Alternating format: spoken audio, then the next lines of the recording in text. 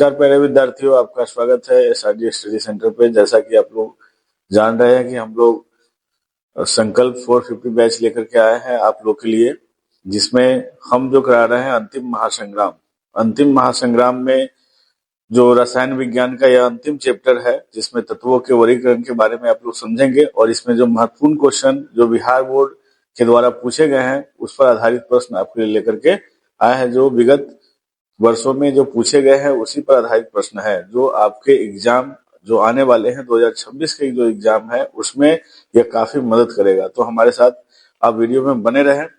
और आप अगर हमारे इस चैनल पर नए जुड़ रहे हैं तो आप चैनल को जरूर सब्सक्राइब कर लीजिएगा और बेल आइकन को भी दबा लीजिएगा, ताकि आपको समय पे नोटिफिकेशन मिलते रहे। और वीडियो जब डलाए चैनल पे तो आपको वो आपके नोटिफिकेशन आपके मोबाइल में जाना चाहिए। तो चलिए हम लोग चलते हैं क्वेश्चन की तरफ। इसमें क्वेश्चन क्या कह रहा है, इसमें थोड़ा समझ लेते हैं हम लोग।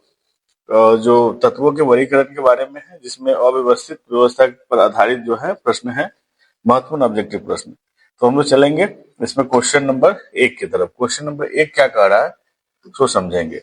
तत्वों के आवर्ती वर्गीकरण में जो अष्टक सिद्धांत है वो कौन दिए थे? तो याद रखेंगे, इसके लिए ऑप्शन बी आपका राइट हो जाएगा। न्यूलैंड्स का अष्टक नियम, जिन्होंने संगीत के जो स्वर होते हैं उस पर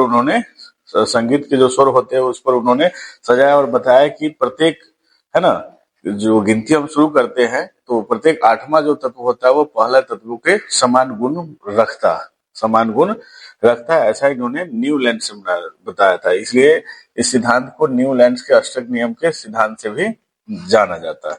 आगे समझेंगे। निम्नलिखित में किस धातु का विस्थापन उनके लवण के विलयन से लोहा है ना द्वारा विस्थापित होता है? तो ऑप्शन आप ये याद रखेंगे, तांबा। कौन? ऑप्शन नंबर ए आपका हो जाएगा। कौन हो जाएगा?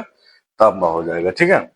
आगे जो प्रश्न है, जो अव्यवस्थित व्यवस्था पर आधारित मेंडलीव के आवर्त सारणी से संबंधित है, जिसमें महत्वपूर्ण ऑब्जेक्टिव प्रश्न बनाए गए हैं। इसमें ध्यान रखेंगे, मेंडलीव ने अपने आवर्त सारणी में तत्वों को सजाया। मेंडलीव ने अपने आवर्त सारणी में जो सजाया है वो परमाणु के द्रव्यमान के बढ़ते हुए क्रम में, यानी परमाणु द्रव्यमान के बढ़ते हुए क्रम में मेंडलीव ने अपने क्या किया था, जो आवर्त सारणी बनाया था उसमें जो सजाया था तत्वों को, परमाणु द्रव्यमान को बढ़ते क्रम में सजाया था। आगे है कि मेंडलीव का जो आवर्त नियम है उसमें वर्गीकरण का क्या आधार है? तो वर्गीकरण का जो आधार है वो ऑप्शन डी याद रखेंगे, परमाणु द्रव्यमान। क्या आधार है? परमाणु द्रव्यमान। ऑप्शन नंबर डी आपका सही हो जाएगा, परमाणु द्रव्यमान। आगे देखेंगे, मेंडलीव के आवर्त सारणी में वर्गों की संख्या कितनी है? मेंडलीव की जो आवर्त सारणी है इसमें वर्गों की जो संख्या है वह कितने हैं?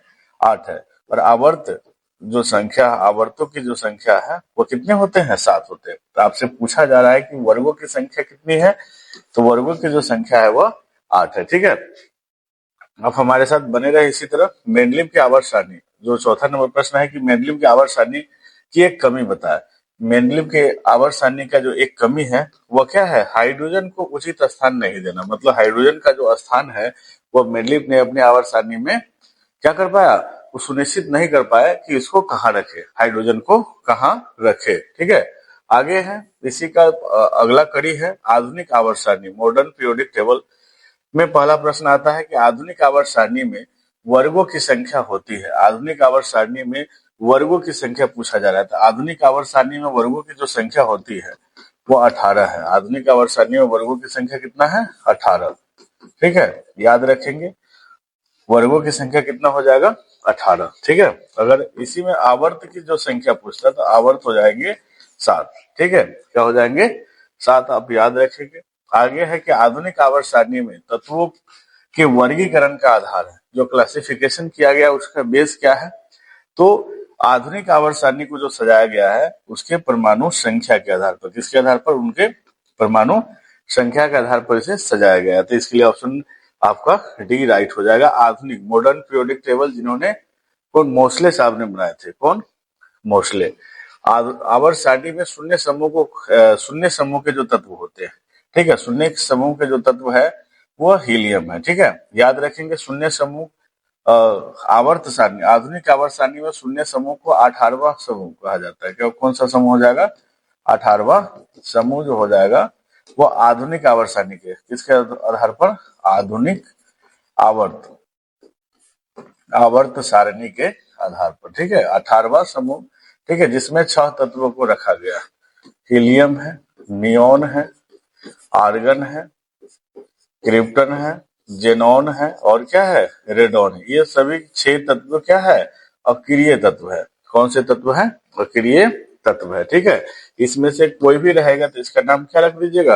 अक्रिय तत्व कहिएगा। आगे समझेंगे आवर्त सारणी में उदग्र स्तंभों को क्या कहा जाता है। तो याद रखेंगे जो उदग्र स्तंभ होते हैं उसे वर्ग कहा जाता है, और जो क्षैतिज, याद रखेंगे, जो उदग्र स्तंभ है, उदग्र जो स्तंभ है उसे कहा जाता है वर्ग। और जो क्षैतिज कतारें क्या है? जो क्षैतिज, सॉरी इसमें ध्यान दे देंगे, क्षैतिज जो कतार है उसे हम लोग आवर्त कहते हैं। उसे क्या कहते हैं? आवर्त। तो इसमें आपसे पूछा जा रहा है कि जो उदग्र स्तंभ है उसको क्या कहते हैं। तो उदग्र स्तंभ को इसमें वर्ग कहा जाता है। क्या कहा जाता है? वर्ग। ऑप्शन ए आप याद रखेंगे। आगे है 1 पिकोमीटर बराबर होते हैं। तो याद रखेंगे ऑप्शन इसमें 10 पर पावर मान लीजिए 10 है, ठीक है, मीटर, 10 पर पावर -12, 10 पर पावर -13 मीटर, 10 पर पावर -14 मीटर, ठीक है। तो इसमें ऑप्शन नंबर बी आपका हो जाएगा, 10 पर पावर -12 मीटर हो जाएगा। एक पिकोमीटर जो होता है वो 10 पर पावर -12 मीटर के बराबर होता है। इसलिए आप ऑप्शन बी आप याद रखेंगे। आगे है आधुनिक आवर्त सारणी में जो क्षैतिज कतारें हैं उसकी संख्या कितना है। आधुनिक आवर्त, इसमें पूछा जा रहा है कि आधुनिक आवर्त सारणी में क्षैतिज कतारों की संख्या कितनी है। तो क्षैतिज कतारों की जो संख्या है वो कितने हैं? 7 है। कितने हैं? 7 आप याद रखेंगे। आगे समझेंगे आधुनिक आवर्त सारणी में बाई ओर से दाई ओर जाने पर परमाणु का साइज क्या होने लगता है? घटने लगता है। परमाणु का साइज क्या होने लगता है? घटने लगता है। आप याद रखेंगे, ठीक है। आगे है किसी कोश में इलेक्ट्रॉन की जो अधिकतम संख्या होती है उसके लिए आपका जो फॉर्मूला है वो 2n² होता है। क्या होता है? 2n²। अधिकतम इलेक्ट्रॉन कोई भी कोश में हो, चाहे वह के में हो, एल में हो या एम में हो या एन, किसी भी कोश में हो, उसमें अधिकतम इलेक्ट्रॉनों की जो संख्या होगी वह 2n² होंगे। कितना होंगे? 2n²। आप याद रखेंगे 2n²। आगे है आवर्त सारणी में कितने ऊर्ध्वाधर स्तंभ है। आवर्त सारणी में ऊर्ध्वाधर स्तंभों की बात किया जा रहा है, ठीक है। आवर्त सारणी में ऊर्ध्वाधर स्तंभों की बात किया जा रहा है तो यहाँ पे लिखना चाहिए आधुनिक, ठीक है। आधुनिक आवर्त सारणी में जो ऊर्ध्वाधर स्तंभ है उसकी संख्या कितना है? 18। कितना है? 18। आप याद रखेंगे। आगे है आधुनिक आवर्त सारणी में जो क्षैतिज कतारें हैं उसको हम लोग आवर्त कहते हैं। क्या कहते हैं? आवर्त, ठीक है। और जो उदग्र स्तंभ होते हैं उसे हम लोग क्या कहते हैं? वर्ग कहते हैं। तो इसके लिए ऑप्शन नंबर ए आपका राइट होगा कि जो क्षैतिज कतारें, क्या है? क्षैतिज कतारें, उसे आवर्त कहा जाता है। क्या कहा जाता है? आवर्त। देखेंगे आधुनिक आवर्त सारणी के नियम के अनुसार तत्वों के गुणधर्म, ठीक है, तत्वों के जो गुणधर्म है वह परमाणु संख्या के आवर्त फलन होते हैं। परमाणु संख्या क्या होते हैं? आवर्त फलन होते हैं। परमाणु संख्या के आवर्त फलन, इसलिए ऑप्शन नंबर बी आपका सही होगा, आवर्त फलन। आगे है कि आवर्त सारणी के प्रथम वर्ग के सदस्य क्या होते हैं, ठीक है। प्रथम वर्ग के जो सदस्य होते हैं वह क्षारीय धातु, कैसे हैं? क्षारीय धातु होते हैं। प्रथम वर्ग के जो सदस्य होते हैं वह क्या होते हैं? क्षारीय धातु होते हैं। अब याद रखेंगे। आगे है निम्न में कौन सा उत्कृष्ट तत्व है। आपको पहले ही इसमें हम 6 तत्वों के बारे में बात किए थे। हीलियम, ठीक है, नियोन, आर्गन, क्रिप्टन, जेनॉन और रेडॉन। इस 6 में से कोई भी होगा उसको अक्रिय कहा जाएगा। तो आप यहाँ पे आर्गन, यानी Ar जो है आर्गन को कहा जाता है, इसलिए ऑप्शन नंबर सी हो जाएगा। यही उत्कृष्ट तत्व है, यानी उत्कृष्ट तत्व जो है वह क्या है? आर्गन है। इसके लिए ऑप्शन नंबर सी आपका क्या होगा? सही हो जाएगा। आगे समझेंगे सिलिका क्या है। तो सिलिका उपधातु है। सिलिका क्या है? उपधातु, ठीक है। सिलिकन क्या है? तो एक उपधातु है। सिलिकन का संकेत जो होता है वह ऐसा ही होता है, ठीक है। 15 नंबर प्रश्न देखेंगे आवर्त सारणी में किसी आवर्त के तत्वों में कौन सा गुण समान होता है।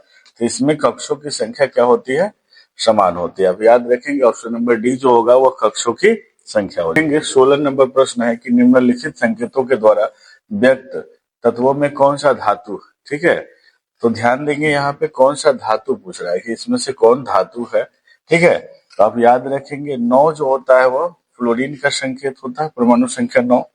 ठीक है, 12 जो होता है वह मैग्नीशियम का होता है। ठीक है, 6 जो होता है कार्बन का संकेत है और 8 है ऑक्सीजन का। तो इसमें आप देखेंगे तो यह जो है फ्लोरीन हो गया, ठीक है, कार्बन और यह ऑक्सीजन, ये सभी जो तत्व है वो सभी के सभी अधातु है। यहाँ पे अब धातु पूछ रहा है आपसे, तो धातु हो जाएगा मैग्नीशियम, यानी ऑप्शन नंबर बी आपका क्या होगा, सही हो जाएगा। ऑप्शन नंबर बी क्या होगा, सही हो जाएगा।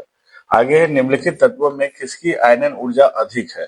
आयनन ऊर्जा के बारे में बात कर रहा है, तो इसमें फ्लोरीन की जो है वो क्या है, आयनन ऊर्जा अधिक है। आगे समझेंगे। आवर्त सारणी के जो प्रथम आवर्त है उसमें तत्वों की संख्या पूछ रहा है, तो तत्वों की जो संख्या होगा वह 2 हो जाएगा। ठीक है, आगे है निम्नलिखित में से किससे इलेक्ट्रॉन को बाहर निकालना आसान हो जाएगा। ठीक है, तो जो सिंगल जो एलिमेंट्स होते हैं, जो तत्व होते हैं, उससे इलेक्ट्रॉन निकालना, जो धातु होते हैं वो उससे हम लोग क्या कर सकते हैं, इलेक्ट्रॉन को निकालना बहुत ही आसान हो जाता है। ठीक है, जैसे देख लीजिए सोडियम, सोडियम, ठीक है, इसके बाह्यतम कोश में 1 इलेक्ट्रॉन है, तो इससे जो है इलेक्ट्रॉन निकालना बहुत ही क्या हो जाएगा, आसान होता है, Na+ हो जाएगा क्योंकि 1 इलेक्ट्रॉन को यह दे दिया। ठीक है, तो यह नहीं कहने का मतलब जो तत्व है उससे सीधे इलेक्ट्रॉन निकालना बहुत ही आसान है, इसलिए ऑप्शन नंबर आप ये याद रखेंगे। द्वितीय आवर्त सारणी तत्वों के लिए कौन सा सेल बाह्यतम है, कौन सा सेल बाह्यतम है, आपसे पूछा जा रहा है कौन सा सेल इसमें बाह्यतम होगा। तो द्वितीयक सेल जो होगा वो एल सेल होगा। ठीक है, के बाद क्या आता है, एल। आगे है मेंडलीव द्वारा छोड़े गए आवर्त सारणी में रिक्त स्थानों के बाद निम्नलिखित में कौन सा तत्व को पदस्थापित किया गया, आपसे पूछ रहा है, तो वो गैलियम है। कौन सा तत्व है, गैलियम तत्व है जिसे क्या किया, पदस्थापित किया गया।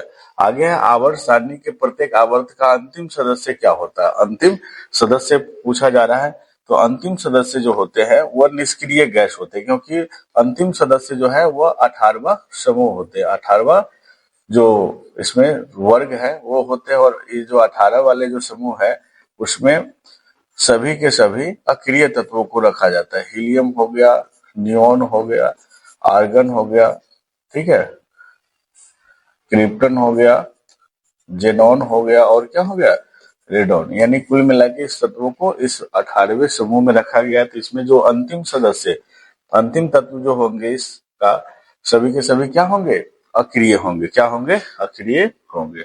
आगे है कि किसी तत्व के 2 सेल है और दोनों सेल के इलेक्ट्रॉन पूर्ण रूप से भरे हुए हैं, दोनों सेल के दोनों ही सेल पूर्ण रूप से भरे हुए हैं, तो वह तत्व क्या कहलाएंगे, तो वह तत्व अक्रिय तत्व कहलाएंगे। और इसमें से आपको अक्रिय तत्वों को, इसमें से क्या कहते हैं, किसी तत्व में 2 सेल है और दोनों सेल क्या है, भरे हुए, पूर्णतः भरे हुए, तो वह तत्व हो सकता है आपको नियोन। कौन से तत्व होंगे, नियोन हो जाएंगे। ठीक है, क्या हो जाएंगे, नियोन हो जाएंगे। ठीक है, तो ऑप्शन नंबर ए आपका राइट हो जाएगा। आगे है निम्नलिखित में कौन सबसे अधिक क्रियाशील हैलोजन है। क्रियाशील हैलोजन के बारे में बात करें तो सबसे क्रियाशील हैलोजन जो होता है वो फ्लोरीन होता है। ठीक है, ऑप्शन नंबर ए आप याद रखेंगे, फ्लोरीन जो होता है सबसे अधिक। सल्फर के संयोजी कोश में इलेक्ट्रॉनों की संख्या कितना होता है। सल्फर का जो संकेत होता है एस होता है, परमाणु संख्या 16 होता है। ठीक है, अगर इसका इलेक्ट्रॉनिक कॉन्फ़िगरेशन की बात करेंगे तो है ना, इसका अगर देखेंगे तो 2 8 10, ठीक है, और 6 16, 10 और 6 कितना हो जाएगा, 16। तो बाह्यतम सेल में अगर बात करेंगे तो ऑप्शन नंबर सी आपका क्या हो जाएगा, राइट हो जाएगा। संयोजी इलेक्ट्रॉनों की जो संख्या होंगे वो कितना हो जाएगा, 6 हो जाएंगे। ठीक है, आगे जो प्रश्न है कि निम्नलिखित में कौन सा तत्व आसानी से इलेक्ट्रॉन का त्याग नहीं करता है, वो आपसे पूछा जा रहा है। ठीक है, कौन है जो आसानी से इलेक्ट्रॉन को त्यागता नहीं है। फ्लोरीन जो होता है वो आसानी से इलेक्ट्रॉन को त्यागता नहीं है, क्योंकि यह बहुत ही ज्यादा विद्युत ऋणात्मक तत्व है, बहुत ही ज्यादा यह नेगेटिव ऋणात्मक तत्व है, इसलिए यह आसानी से इलेक्ट्रॉन को त्यागता नहीं है। ठीक है, आगे है आवर्त सारणी में कितने आवर्त होते हैं। तो आवर्त सारणी में 7 आवर्त है। कितने आवर्त है, 7 आवर्तों की संख्या है। ठीक है, ऑप्शन ए आप याद रखेंगे। बोरोन और एल्यूमिनियम आवर्त सारणी के किस वर्ग के तत्व है? तो यह जो है वर्ग 13 के तत्व है। कौन से? वर्ग 13 को, ठीक है, तत्व। आगे है कि पोटेशियम की परमाणु संख्या 19 है, तो इसकी संयोजकता क्या हो जाएगी? तो इसकी संयोजकता हो जाएगी 1, क्योंकि देखेंगे पोटेशियम तो 2 8, ठीक है, 8 और 1 होता है, तो बाह्यतम शेल में कितना इलेक्ट्रॉन है? 1 है। वही इसकी क्या कहलाएगी? संयोजकता कहलाएगी। क्या कहलाएगी? संयोजकता कहलाएगी, ठीक है। तो 1 इसके लिए आप याद रखेंगे। फ्लोरीन की परमाणु संख्या क्या होता है? फ्लोरीन जो है उसकी परमाणु संख्या क्या होता है? 9 होता है, इसके लिए ऑप्शन नंबर ए आप याद रखेंगे। 19 जो होता है वो पोटेशियम का है, 29 कॉपर का है, ठीक है, 29 किसका है? कॉपर का होता है, आप याद रखेंगे। आगे बढ़ते हैं हम लोग। ऑक्सीजन के परमाणु भार क्या होता है? तो ऑक्सीजन के परमाणु भार 16 होता है। कितना होता है? 16। आप याद रखेंगे ऑक्सीजन के परमाणु भार कितना होता है? 16। आगे है कि कार्बन आवर्त सारणी में किस वर्ग के सदस्य है? ठीक है, तो अब कार्बन आवर्त सारणी में किस वर्ग का सदस्य है? कौन से वर्ग का सदस्य है आपसे ये पूछा जा रहा है। आपके पास ऑप्शन है 13 है, 14 है, ठीक है, 13 है, 14 है, 4 है, 17 है। तो इसके लिए आप ऑप्शन नंबर बी याद रखेंगे कि कार्बन जो है वो वर्ग 14 के तत्व है। किस किस वर्ग के? 14वें वर्ग के यह तत्व है, ठीक है। यहाँ देखेंगे आधुनिक आवर्त सारणी में दाई ओर से बाई ओर जाने पर परमाणु का आकार क्या होता है? बढ़ने लगता है। इसलिए आपका ऑप्शन नंबर क्या होगा? ए आपका सही हो जाएगा। सोडियम के परमाणु संख्या आपसे पूछा जा रहा है, तो सोडियम की जो परमाणु संख्या वो कितना होता है? 11 होता है। 20 जो होता है वह कैल्शियम का होता है। किसका परमाणु संख्या होता है? कैल्शियम का होता है, ठीक है। क्लोरीन का जो होता है 17 होता है। 14 जो होता है आपको सिलिका का होता है, ठीक है। तो अब इसमें पूछा जा रहा है आपके कि आयोडीन का क्या है? तो आयोडीन का कितना है? 11। सॉरी, यहाँ आयोडीन बोल रहा है। सोडियम की परमाणु संख्या कितना है? तो 11 हो जाएगा। आगे है कि मैग्नीशियम की परमाणु संख्या 12, इसकी संयोजकता क्या हो जाएगी? मैग्नीशियम की अगर बात करें तो 12 है, ठीक है। तो यहाँ पे देखेंगे 1s2, 2s2, 2p6 और 3s2। तो बाह्यतम शेल में आप जो देख रहे हैं कि इसकी 2 8 और 2, तो बाह्यतम शेल में कितना इलेक्ट्रॉन है? 2 इलेक्ट्रॉन है। तो इसकी संयोजकता कितना हो जाएगा? 2 हो जाएगा। इसके लिए आपका right answer option number B हो जाएगा। आगे कि आवर्त सारणी के किसी समूह के सभी तत्वों की संयोजकता होती है तो समान होती है। क्या होती है? समान। इसके लिए आप याद रखेंगे। यहाँ समझेंगे कि आवर्त सारणी के तृतीय वर्ग में तत्वों की संख्या कितनी होती है। तो आप याद रखेंगे इसमें जो ऑप्शन दे रखे हैं वो इसमें से कोई नहीं होगा, ठीक है। इसमें जो तत्वों की संख्या जो होती है तृतीय आवर्त में वो होते हैं 32। कितने होते हैं? 32 आप याद रखेंगे। बिहार बोर्ड के द्वारा क्वेश्चन को गलत तरीके से पूछा गया हुआ था। एक तत्व का इलेक्ट्रॉनिक विन्यास 2 8 7 है। 2 8 और 7 है।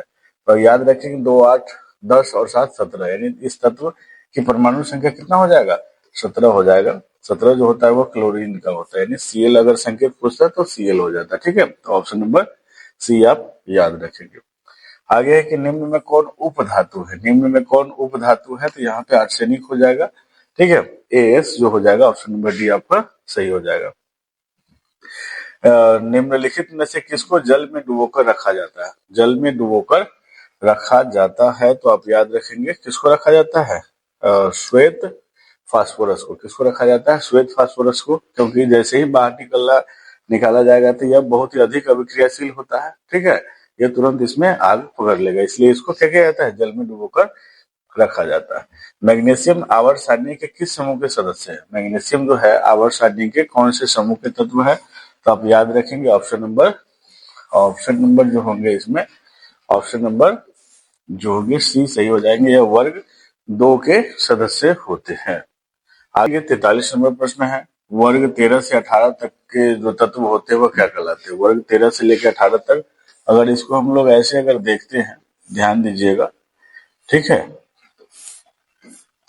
तो आपको देखने को मिलेगा, ठीक है। इसमें 1 और 2 वर्ग 1 और 2 होते हैं जिसमें एस ब्लॉक होते हैं, ठीक है। यहाँ पे आप देखेंगे 3 से लेकर के, ठीक है, यहाँ पे 12 तक, 3 से 12 तक के जो तत्व होते हैं वह डी ब्लॉक के होते हैं। और यहाँ 13 से लेकर के 18, कितना पूछा जा रहा है आपसे? 13 से 18, 13 से 18 तक के जो तत्व होते हैं वो आपको हो जाएंगे 13 से 18 जो होंगे आपसे वो पी ब्लॉक एलिमेंट्स कहलाएंगे, पी ब्लॉक एलिमेंट्स कहलाएंगे। ठीक है, तो आपसे पूछा जा रहा है कि 13 से 18 वाला कौन होगा, तो पी ब्लॉक के तत्व हो जाएंगे। 3 से 12 पूछता तो डी ब्लॉक हो जाता है, 1 और 2 जो होते हैं वह एस ब्लॉक के तत्व होते हैं। आगे निम्नलिखित में किस तत्व में संयोजी इलेक्ट्रॉनों की संख्या सबसे अधिक होती है, तो यहाँ पे याद रखेंगे फास्फोरस में जो होती है वो इस ऑप्शन के अकॉर्डिंग फास्फोरस में होंगे सबसे अधिक क्या इलेक्ट्रॉनों की संख्या। आगे है कि निम्न में कौन सा समूह डोब रेनर के त्रिक है, डोब रेनर के त्रिक के बारे में पूछा जा रहा है आपसे। ठीक है, तो इसके लिए ऑप्शन नंबर सी आपका राइट हो जाएगा, ऑप्शन नंबर सी आपका राइट हो जाएगा। ठीक है, ये महत्वपूर्ण 45 प्रश्न जो है आपको, ठीक है, इस 5.3 में हम कराए हैं, इससे पहले कुछ क्वेश्चन है। ठीक है, कुल मिला के इसमें 50 प्लस क्वेश्चन आपको इस वीडियो में कवर कराया गया है। तो उम्मीद करते हैं कि आप लोग इसी तरह हमारे वीडियो को सपोर्ट करते रहें। ठीक है, इसी तरह बने रहे। ये महत्वपूर्ण 45 प्रश्न जो आपको बिहार बोर्ड में काफी सहायता करेगा, तो आप हमारे इस साथ इसी तरह बने रहें। मिलते हैं फिर नए वीडियो में, तब तक के लिए हमें दीजिए इजाजत। धन्यवाद।